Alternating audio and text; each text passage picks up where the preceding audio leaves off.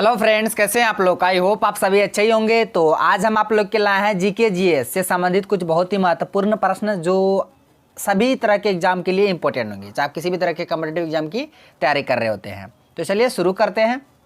पहला क्वेश्चन है कि निम्नलिखित में से किस अनुच्छेद में चुनाव आयोग के लिए प्रावधान शामिल है। जो चुनाव आयोग है, इलेक्शन कमीशन, किस अनुच्छेद के अंतर्गत।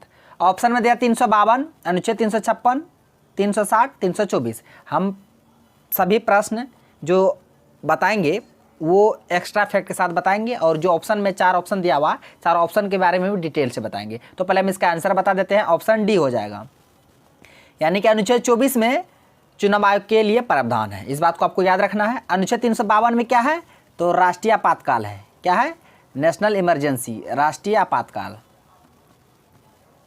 अनुच्छेद 352 राष्ट्रीय आपातकाल। अनुच्छेद 356 में है राष्ट्रपति शासन। क्या है, राष्ट्रपति शासन। सारे अनुच्छेद को आपको याद रखना है। अनुच्छेद 360 में क्या है, वित्तीय आपातकाल, जो भारत में अभी तक एक भी बार नहीं लगा है। वित्तीय आपातकाल, वित्तीय आपातकाल भारत में एक भी बार नहीं लगा है। तो चारों को याद रखिएगा। और 324 में क्या है, चुनाव आयोग, इलेक्शन कमीशन। तो 352 हुआ राष्ट्रीय आपातकाल, 356 राष्ट्रपति शासन, 360 वित्तीय आपातकाल, चुनाव आयोग 324 में। तो अब बढ़ते हैं अगले क्वेश्चन की ओर। क्वेश्चन है कि दूसरी पंचवर्षीय योजना की अवधि ... थी। तो जो दूसरी पंचवर्षीय योजना थी उसकी अवधि क्या थी। ऑप्शन में दिया 51 से 56, 56 से 61, 61 से 66, 12 से 17। तो बता दें पहली पंचवर्षीय योजना की अवधि थी 1951 से 56, पहली पंचवर्षीय योजना की अवधि, जो कि हेरोल्ड डोमर मॉडल पर आधारित थी। लेकिन यहाँ पे दूसरी पूछा जा रहा है, तो दूसरी ऑप्शन बी हो जाएगा इसका करेक्ट आंसर। अनुच्छेद 1956 से लेकर 1961 तक ये दूसरी पंचवर्षीय योजना की अवधि थी। दूसरी पंचवर्षीय योजना की अवधि 1956 से 61 और 61 से 66 ये तीसरी पंचवर्षीय योजना की अवधि थी। उसके बाद 2012 से 2017 तो ये 12वीं पंचवर्षीय योजना की अवधि थी। 12वीं पंचवर्षीय योजना की अवधि थी। 11वीं वो 2007 से 12।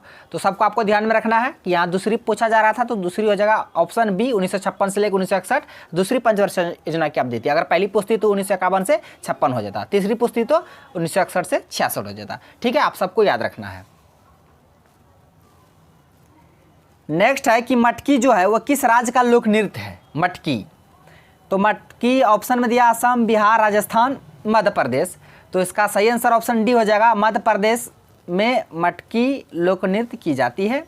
और राजस्थान में कालबेलिया, राजस्थान के कालबेलिया, घूमर सब राजस्थान के हैं। एक कालबेलिया बहुत इंपॉर्टेंट है, इसको याद रखिएगा। बिहार में जटा जटिन जन्मे करते। असम में, असम का बिहू बहुत बार एग्जाम का फेवरेट, जो एग्जामिनर है उसका फेवरेट है ये, आप याद रखिएगा। असम का क्या है, बिहू। और उसके बाद बिहार का तो बताइए दिए, जटा जटिन, जटा जटिन बिहार में फेमस है, समझ चकेवा। तो मटकी कहाँ का, मध्य प्रदेश का है। नेक्स्ट है कि अमीर खुसरो का जन्म स्थान कहाँ। बता दें अमीर खुसरो का जन्म ये उत्तर प्रदेश के एटा जिला के पटियाली ग्राम में, एटा जिला के पटियाली ग्राम में हुआ था अमीर खुसरो का जन्म। तो इसका करेक्ट आंसर क्या होगा, ऑप्शन डी यानी कि पटियाली। और भारत का तोता यानी तोता ए हिंद, तोता ए हिंद या तोता ए हिंद ऐसे लिखा रहेगा, ना तो ऐसे। भारत का तोता किसे कहा जाता है, अमीर खुसरो को। ये सभी बातों को आपको ध्यान में रखना है। जन्म उत्तर प्रदेश के एटा जिला के पटियाली ग्राम में। तो यहाँ पे मतलब गाँव पटियाली ऑप्शन में दिया था, अगर स्टेट में था तो उत्तर प्रदेश हो जाता। ठीक है, दोनों को आपको याद रखना है। नेक्स्ट है कि गोबर गैस का मुख्य घटक क्या है। Methane, butane, ethane, propane. तो बता दें गोबर गैस हुआ, CNG हुआ, उसके बाद बायोगैस हुआ, बायोगैस, गोबर गैस, बायोगैस, CNG। उसके बाद हो गया आपको धान का खेत में क्या पाया जाता है, धान का खेत। उसके बाद प्राकृतिक गैस, प्राकृतिक गैस यानी नेचुरल गैस। इन सभी का मुख्य घटक जो है, इन सभी का मुख्य घटक क्या है, मीथेन है। एग्जाम में घुमा घुमा कर क्वेश्चन पूछता है कि CNG का मुख्य घटक क्या हो जाएगा, मीथेन। बायोगैस का मुख्य घटक मीथेन। धान के खेत में क्या पाया जाता है, मीथेन। प्राकृतिक गैस का मुख्य घटक मीथेन। नेचुरल गैस का मुख्य घटक मीथेन। और गोबर गैस का मुख्य घटक मीथेन। सबका मुख्य घटक क्या है, मीथेन है। तो इसका करेक्ट आंसर जो हो जाएगा ऑप्शन ए हो जाएगा, मीथेन। और इसके अलावा मीथेन से संबंधित कुछ एक्स्ट्रा पॉइंट भी याद रखिएगा। मीथेन का सूत्र होता है CH4, क्या होता है CH4, और मीथेन को मार्स गैस भी कहा जाता है, मीथेन को मार्स गैस भी कहा जाता है, इसको आपको ध्यान में रखना है, ठीक है। और सूत्र होता है CH4। नेक्स्ट है कि गुप्त वंश का संस्थापक कौन था, तो बता दें गुप्त वंश का संस्थापक था श्रीगुप्त। कौन था? श्रीगुप्त थे गुप्त वंश के संस्थापक, और इसका वास्तविक संस्थापक था चंद्रगुप्त प्रथम, वास्तविक संस्थापक चंद्रगुप्त प्रथम था, इसको ध्यान में रखना है। और कुमारगुप्त के समय नालंदा विश्वविद्यालय की स्थापना हुई थी। नालंदा विश्वविद्यालय की स्थापना किसके समय हुई थी? कुमारगुप्त के समय, नालंदा विश्वविद्यालय। और चंद्रगुप्त द्वितीय, इन्होंने विक्रमादित्य की उपाधि धारण किए थे। क्वेश्चन इस तरह पूछा, विक्रमादित्य की उपाधि किसने धारण किए थे, कौन से गुप्त शासक? तो चंद्रगुप्त द्वितीय। नेक्स्ट है कि भारत में जो योजना आयोग है, प्लानिंग कमीशन का स्थान किसने ले लिया, यानी योजना आयोग की जगह कौन आ गया भारत में? नीति आयोग या राष्ट्रीय विकास परिषद, राष्ट्रीय योजना संस्थान, यानी में से कोई नहीं। तो बता दें योजना आयोग स्थापना हुआ था 15 मार्च 1950 को पंडित नेहरू जी के द्वारा, चाचा नेहरू जी के द्वारा। ये USSR देश के संविधान से लिए गए थे प्लानिंग कमीशन। और योजना आयोग के जगह पे 1 जनवरी 2015 को इसके जगह आ गया नीति आयोग। क्या आ गया? नीति आयोग, नीति आयोग। तो इसका करेक्ट आंसर क्या हो जाएगा? ऑप्शन ए, यानी कि नीति आयोग। योजना आयोग की जगह कौन ले लिया? नीति आयोग। योजना आयोग का स्थापना 15 मार्च 1950 और नीति आयोग का स्थापना 1 जनवरी 2015 को। और नीति आयोग का अध्यक्ष था देश का प्रधानमंत्री। नेक्स्ट है कि बुलंद दरवाजा अकबर के किस विजय के स्मरण में बनाया गया था? किस विजय के उपलक्ष्य में बुलंद दरवाजा को बनाया गया था? गुजरात, मेवाड़, राजस्थान, रणथंभौर। बता दें अकबर ये गुजरात विजय के उपलक्ष्य में बुलंद दरवाजा को बनाया गया था फतेहपुर सीकरी में, जो कि भारत का सबसे ऊंचा दरवाजा है बुलंद दरवाजा। यह है कहाँ? फतेहपुर सीकरी। फतेहपुर सीकरी कहाँ? उत्तर प्रदेश में, ठीक है। सबको आपको ध्यान में रखना है। उसके बाद क्वेश्चन है अमुक्त माल्याद पुस्तक के लेखक कौन है? ये भी क्वेश्चन बहुत बार पूछा है कि अमुक्त माल्याद जो है इस पुस्तक के लेखक कौन है?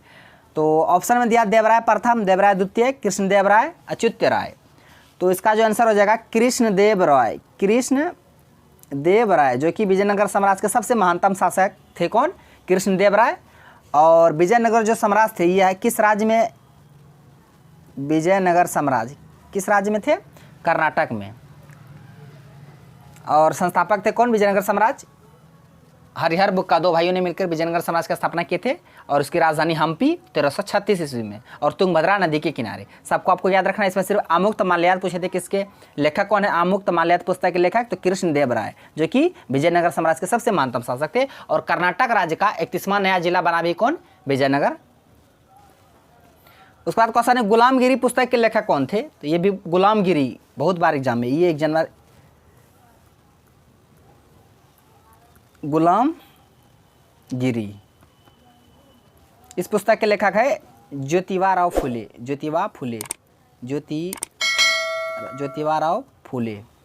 गुलामगिरी पुस्तक के लेखक है, ठीक है। तो इसका आंसर ऑप्शन डी हो जाएगा, ज्योतिबा फुले। गुलामगिरी इस पुस्तक को नाम याद रखिएगा। तो आ गया कमेंट बॉक्स। इसका आंसर को आप लोग को कमेंट बॉक्स में देना है कि भारत में पहली रेलगाड़ी कब चलाई गई थी? 1850, 53, 52, 56। तो इसका आंसर को आप लोग को कमेंट बॉक्स में देना है। तो फ्रेंड्स आज का क्वेश्चन बस यहीं तक था। सारे क्वेश्चन को हम विद कॉन्सेप्ट के साथ बता दी। आई होप आपको वीडियो पसंद आया होगा। यदि वीडियो पसंद आया तो मेरा वीडियो को लाइक कीजिए तथा मेरा YouTube channel MR competitive classes को सब्सक्राइब कीजिए और बेल आइकन को भी हिट कर दीजिए ताकि हर एक लेटेस्ट वीडियो का नोटिफिकेशन तुरंत आप तक पहुंच जाए। Thanks for watching video. धन्यवाद। अब मिलते हैं नेक्स्ट वीडियो में नेक्स्ट टॉपिक के साथ। तब तक के लिए जय हिंद।